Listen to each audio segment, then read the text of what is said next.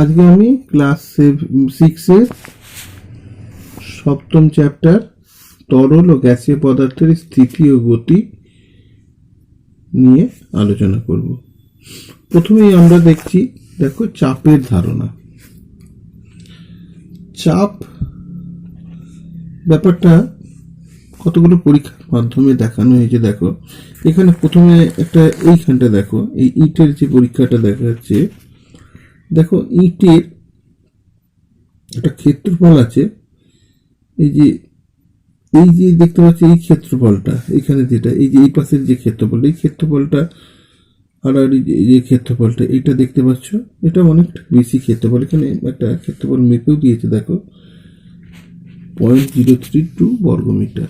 যাই হোক, আর এখানের যে ক্ষেত্রফলটা, এই ক্ষেত্রফলটা কম ক্ষেত্রফল। এবার যখন তুমি এখানে নিচে বালি আছে, দেখো প্রথমেরটা একটা একই উচ্চতা থেকে ইটটাকে ফেলা হয়েছে বালির উপরে, দেখো কতটা ঢুকে গেছে,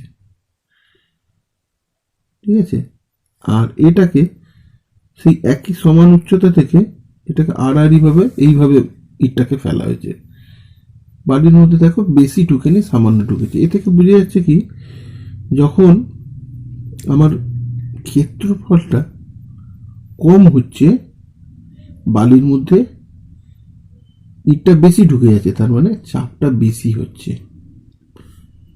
এর ক্ষেত্রে দেখো ক্ষেত্রফলটা বেশি হচ্ছে, একই উচ্চতা থেকে যখন ফেলছি, দেখো ক্ষেত্রফলটা বেশি, তখন কি হবে, চাপটা কম হচ্ছে, বালির মধ্যে কম ঢুকছে। তার মানে এটা আমরা বুঝতে পারলাম যে ক্ষেত্রফল বাড়লে চাপ কমে, আর ক্ষেত্রফল কমলে চাপ বাড়ে। এখানে দেখো এই গ্লাসের মধ্যে একটা উদাহরণের সাহায্যে দেখানো হচ্ছে। দেখো গ্লাসের মধ্যে একটা কাগজকে রেখেছে, হ্যাঁ, রেখে এখানে পেন্সিল দিয়ে, দেখো এই পাশের যে পেন্সিলের এই যে পেছনের দিকের ক্ষেত্রফলটা দেখো এখানে দেখানো হয়েছে। পেছনের দিকের ক্ষেত্রফলটা একটা বৃত্ত, এর ক্ষেত্রফলটা বেশি। আর এই যে এই পাশে মুখের দিকে যে পয়েন্ট, এই পয়েন্টের ক্ষেত্রফলটা দেখো কম, ঠিক আছে। এরপর যখন এই পেন্সিল দিয়ে যখন এখানে চাপ দিচ্ছে, তখন দেখো খুব মানে ছোট জায়গা দিয়ে যখন চাপ দিচ্ছে, পিন পয়েন্টটা খুব সূক্ষ্ম হবে, মানে ছোট ছোট ফুটো হবে। কিন্তু যখন তুমি পেছন দিক দিয়ে চাপ দেবে, তখন পুরো কাগজটা অনেকটা এরিয়া জুড়ে কাগজটা ফেটে যাবে। এই যে দেখা যাচ্ছে, তার মানে কি হচ্ছে, চাপটা যখন ছোট জায়গা দিয়ে আমরা চাপটা দিই, ছোট জায়গার দিয়ে আমরা চাপটা দিচ্ছি, তখন চাপটা বেশি হচ্ছে। আর যখন বড় ক্ষেত্রফলের এরিয়া দিয়ে আমরা যখন চাপটা দিচ্ছি, তখন চাপটা কম হচ্ছে। এখানে এটাই দেখানো হচ্ছে। তার মানে এটুকুনি আমরা বুঝতে পারলাম যে চাপ বাড়ালে,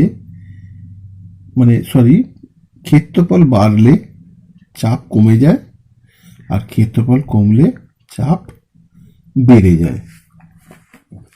দেখো তোমরা, এই যে আমরা চাপ আর ক্ষেত্রফল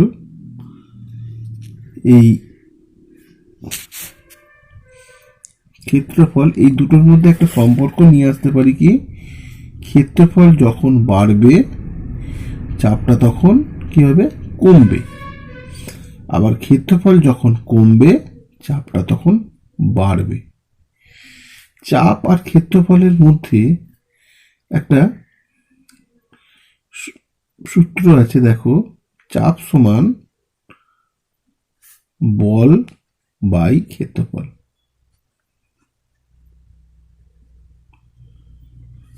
তাহলে এটা থেকে আমরা কি জানলাম,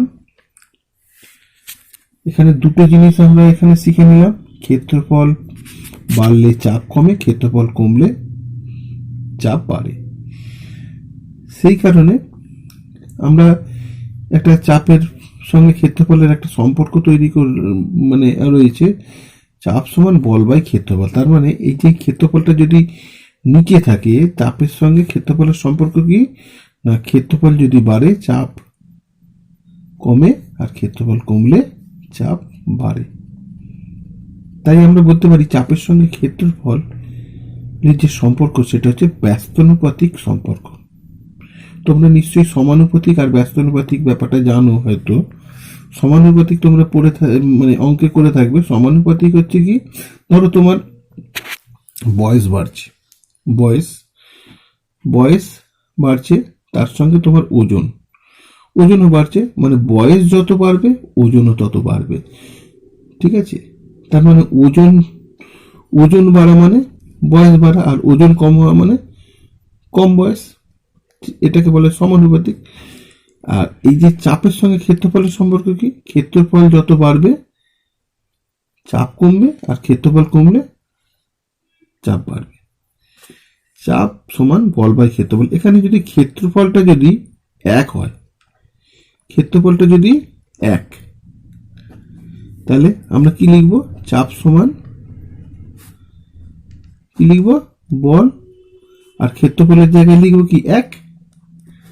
তাহলে চাপ সমান কি হলো, চাপ সমান হলো বল। তাহলে চাপ সমান বল। তাহলে আমরা এখন বলতে পারি যদি একক ক্ষেত্রফলের উপর যে বলটা প্রয়োগ করা হয়, আমি এই যে যদি ক্ষেত্রফলটা একক ক্ষেত্রফল হয়, 1 হয়, 1 বর্গমিটার হয়, ধরো 1 বর্গমিটার, তাহলে এই জন্য আমরা বলছি কি একক ক্ষেত্রফলের উপর যে বলটা প্রয়োগ করা হয় তাকেই বলা হয় চাপ। চাপ কাকে বলবো তাহলে, চাপ কাকে বলবো না, একক ক্ষেত্রফলের উপর যে বল প্রয়োগ করা হয় তাকেই বলবো চাপ। ঠিক আছে, এবার দেখো এখানে লেখাই আছে একক ক্ষেত্রফলের উপর প্রযুক্ত বলকে বলা হয় চাপ। এরপর দেখো চাপের একক। চাপের একক কি, চাপের একক আবার ঠিক একইভাবে চাপ সমান কি আমরা জেনেছি, চাপ সমান বল বাই ক্ষেত্রফল। তাহলে আমি এসআই পদ্ধতিতেই আমি চাপের এককটা বার করব। দেখো আগে ফার্স্টে তাহলে বলের এককটা কি, বলের একক তোমরা তো জানো, বলের একক কি এসআই পদ্ধতিতে, বলের একক হচ্ছে নিউটন। এর আগে আমি পড়িয়েছি এসআই পদ্ধতিতে বলের একক হচ্ছে নিউটন, সিজিএস পদ্ধতিতে বলের একক হচ্ছে ডাইন। আমি এখানে এসআই পদ্ধতি নিয়েই আলোচনা করবো। এসআই পদ্ধতিতে বলের একক হচ্ছে নিউটন। আর ক্ষেত্রফলের একক কি, ক্ষেত্রফলের একক কি, এসআই পদ্ধতিতে দৈর্ঘ্যের একক কি, মিটার। আমরা সেই প্রমাণ মিটার পড়িয়েছিলাম, সেই মিটার। তাহলে এসআই পদ্ধতিতে দৈর্ঘ্যের একক যদি মিটার হয় তাহলে ক্ষেত্রফলের একক কি হবে, বর্গমিটার। পরীক্ষাতে এই পরীক্ষা বলছে, অঙ্কে তোমরা নিশ্চয়ই করেছো ক্ষেত্রফলের একক আয়তক্ষেত্রের ক্ষেত্রফল সমান কি না বর্গ মিটার, বর্গ সেন্টিমিটার। এখানে আমাকে যেহেতু ক্ষেত্রফলের একক এসআই পদ্ধতিতে, তাহলে ক্ষেত্রফলের একক হচ্ছে বর্গমিটার। তাহলে এই যে চাপের এককটা আমি বার করতে বসেছি, তাহলে চাপের একক কি ফার্স্ট, তাহলে বলের একক কি নিউটন, কি বলের একক নিউটন। আর ক্ষেত্রফলের একক কি বর্গমিটার, বর্গমিটার। তাহলে আমাকে যদি চাপের একক বলে কি, তাহলে চাপের একক কি হবে, চাপের একক কি হবে, এসআই পদ্ধতিতে চাপের একক কি না বলবে কি নিউটন। এই যে এটাকে আমরা বাই বলি, এই জন্য এটাকে বাই বর্গমিটার। এসআই পদ্ধতিতে চাপের একক নিউটন বাই বর্গমিটার। এর একটা নাম আছে, নিউটন বাই বর্গমিটারকে আমরা বলি সংক্ষেপে একটা নামে ডাকি পাস্কাল। কি বলি, পাস্কাল। ঠিক আছে, তাহলে পাস্কাল। আর এই পাস্কাল একে আমরা ইংরেজিতে পি এ এইভাবেও লিখতে পারি। হ্যাঁ, এখানে দেখো আরেকটা জিনিস দেখো, এই যেমন আমরা বলেছি যেমন 1 কিলোগ্রাম সমান কি 1000 গ্রাম, তেমনি 1 কিলো পাস্কাল, 1 কিলো পাস্কাল সমান কি 1000 পাস্কাল। ঠিক আছে, 1 কিলো পাস্কাল সমান 1000 পাস্কাল। যাক, আমি এবার এটা আমি বইয়ের সঙ্গে তোমাদেরকে দেখিয়ে দিচ্ছি। দেখো, চাপের একক এসে এই যে দেখে নাও, এই যে চাপ সমান কি, বল বাই ক্ষেত্রফল। এই যে লেখা আছে চাপ সমান বল বাই ক্ষেত্রফল। চাপের একক কি, নিউটন বাই বর্গমিটার। ঠিক আছে, এটা এসআই পদ্ধতিতে এই 1 নিউটন, এই দেখো চাপের একক হচ্ছে 1 নিউটন বাই 1 বর্গমিটার, যাকে আমরা বলেছিলাম কি, পাস্কাল। তাহলে 1 পাস্কাল মানে কি, 1 নিউটন বাই 1 বর্গমিটার। আর 1 কিলো পাস্কাল সমান কি বলেছিলাম, 1000 পাস্কাল। ঠিক আছে, এখানে এটা পড়ে নিলে। এরপর দেখো এখানে একটা জিনিস দেখো বলেছে, দেখো এখানে দেখো, জলের গভীরতা বাড়লে চাপ বাড়ে না কমে। একটা পরীক্ষার সাহায্যে প্রমাণ করো যদি বলে। তুমি দেখো, এই যে একটা বোতল নিয়েছো, হ্যাঁ, বোতলের মধ্যে জল ভর্তি করে দিয়েছো, উপরে একটা ফুটো রেখেছো, মাঝে একটা ফুটো করেছো, আর নিচে একটা ফুটো করেছো। উপরের ফুটো দিয়ে দেখো এখানে পড়ছে, মাঝের ফুটো দিয়ে এখানে পড়ছে, আর নিচের ফুটো দিয়ে এখানে পড়ছে। তার মানে উপরের ফুটো দিয়ে যে জলটা পড়লো বোতলের সামনে পড়লো, মাঝের ফুটো দিয়ে পড়লো তা একটু দূরে, আর নিচের ফুটো দিয়ে অনেকটাই দূরে। দেখো, তার মানে জলের গভীরতা আস্তে আস্তে যত গভীরতা বাড়ছে চাপটা বাড়ছে, তাই জন্য তো এত দূরে পড়ছে। এটা থেকে আমাদের কি প্রমাণিত হচ্ছে, যে এটা থেকে প্রমাণিত হচ্ছে যত চাপ বাড়ে গভীরতাও বাড়ে। সরি, যত গভীরতা বাড়ে তত চাপটাও বাড়ে। আবার যদি উপরের দিকে যাওয়া যায় তখন কি হয়, গভীরতা যত কমে চাপও কমতে থাকে।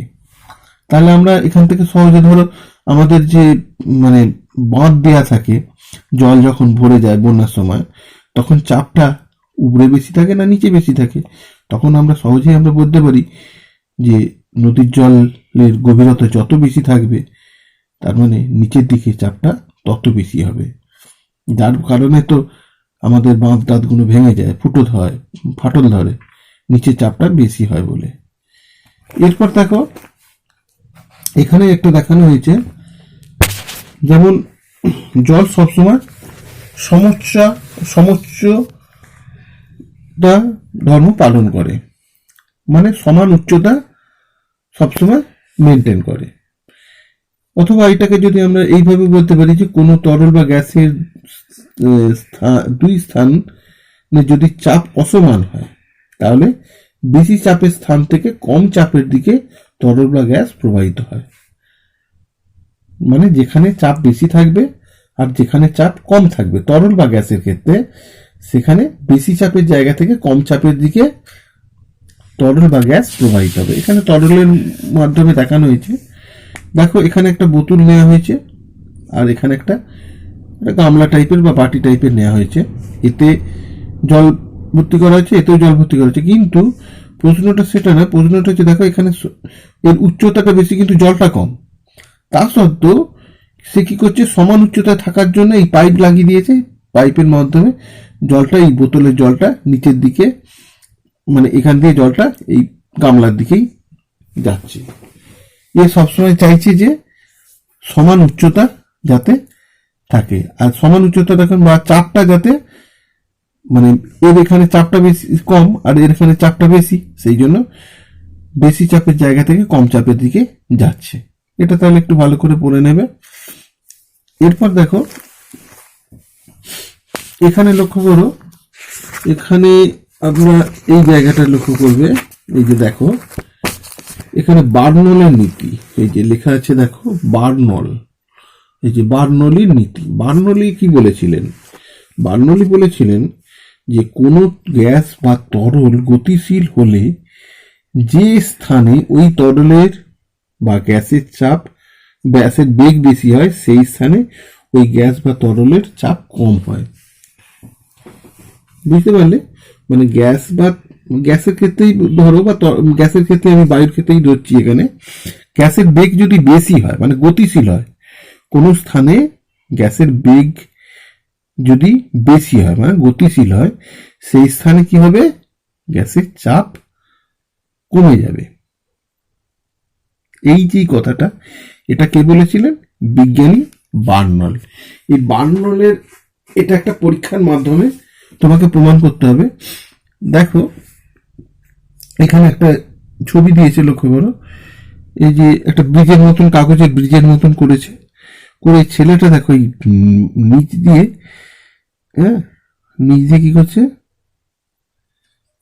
বাতাস দিচ্ছে, মানে ফু দিচ্ছে। ফু দিলে কি হবে? নিচের বাতাসটা বেরিয়ে যাচ্ছে, বেরিয়ে গিয়ে গেলে কি হবে? ওখানে চাপ কমে যাবে, বাতাসের চাপ কমে যাবে।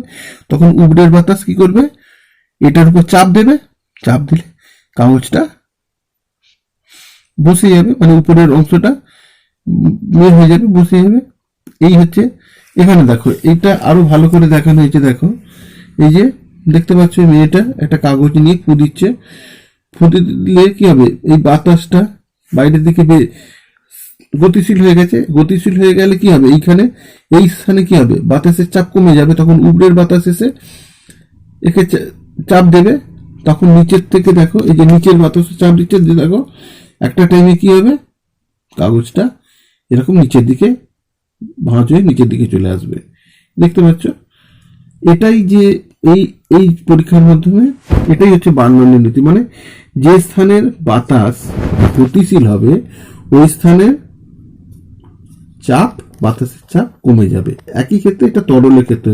এখানে দেখো দুটো কাগজ দিয়ে দেখো দেখিয়েছে, দুটো কাগজ দিয়েছে, নিয়ে হাতে যেমন করে ধরেছে, ধরে মাঝখানে ফু দিচ্ছে। দেওয়ার সঙ্গে সঙ্গে কি হবে? এই বাইরে, এই যে ভিতরের যে বাতাসটা বেরিয়ে যাচ্ছে, দেখো বেরিয়ে যাচ্ছে। আর এই যে দুটো যে কাগজ, এই দুটো কাগজ এই পাশ থেকে চাপ দিচ্ছে, এই পাশ থেকে দুটো নিচের দিকে জড়ো হয়ে যাচ্ছে। এই দেখো এখানে লেখা আছে, তুমি যখন কাগজের উপর দিয়ে জোরে ফু দিচ্ছিলে তখন ওই স্থানে গতিশীল বায়ুর চাপ কমে যাচ্ছিল। কাগজের নিচের বায়ুর চাপ তখন উপরের বায়ুর চাপের চাইতে বেশি। ফলে নিচের বায়ু কাগজের নিচ থেকে উপরের দিকে যে বল প্রয়োগ করেছে সেই তা কাগজের উপরের তলের উপরের বায়ু বলের চেয়ে বেশি, তাই কাগজের নিচে নামতে পারেনি। বুঝতে পারছো? এই হলো বার্নলের নীতি। এটা আমাদের পরীক্ষায় প্রশ্ন আছে যে একটা বার্নলের নীতিটা কি, না কোনো গ্যাস বা তরল যদি গতিশীল হয় সেই স্থানে তরল বা গ্যাসের বেগ বেশি হয়ে যায়, ফলে ওইখানে গ্যাস বা তরলের চাপ কমে যায়। এই যে নীতিটা, এটাই হচ্ছে বার্নলের নীতি। হয়ে গেল। এখানে আর কিছু আপাতত পড়ার নেই, এগুলোই পড়ে নেবে।